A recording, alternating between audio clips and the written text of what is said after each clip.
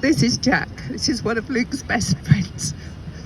I'm sorry, today's hard. Sometimes it is, and sometimes it isn't. I'd like to give you a little update from last year. I met our MP, our local MP, and I asked her to go away and ask why education about drugs is not in school. She did. She replied in July. That's great, but only a month.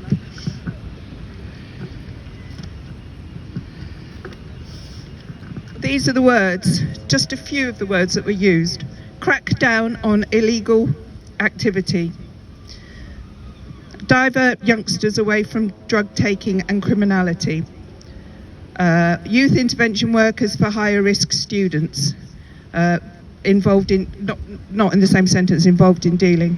From an educational perspective, in your constituency, so this is a reply to Selene Saxby. Devon and Cornwall Police have a youth engagement officer working with schools on drug prevention work. I've worked in a school for 20 years. I haven't seen one. We've got Y-Smart, but I haven't seen the drug prevention people come in. I'm shaking. However, as you will be aware, it is also for the schools under their PSHE programme to warn of the risks of drugs for their students.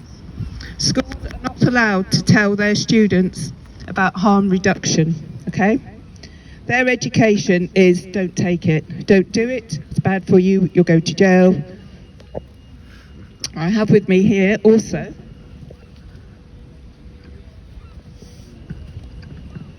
this is from the youth offending officer who worked with the boys who supplied Luke with the drugs. It's quite lengthy, I'm not going to read it all, but I can't praise it either. I was the police worker with the Youth Justice Service, the team that would supervise the sentence of the two offenders. In the courtroom on that day, Claire and Esther did something I had not seen before. They asked that Luke's friends who had sold him drugs, the offenders, to be spared from going to prison. Esther wrote an amazing statement. Claire and Esther made statements pleading for the harm to stop that day, there and then. And they did so, the judge did. But knowing full well that our harm would not stop.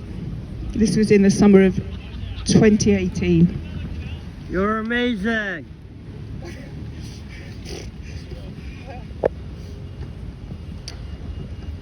This is his perspective on it. He's written this for me to be able to read. I could read all of it to you if you wanted to.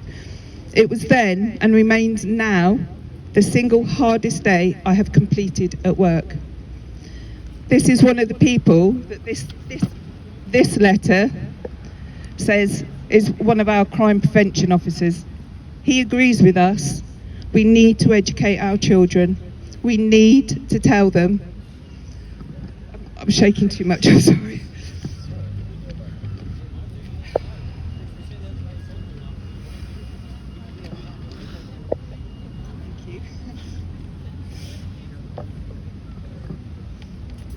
So I scribbled this out last night and it's rubbish. So I'm not going to read it all. I might make it better for next year. Okay. The Misuse of Drugs Act in 1971.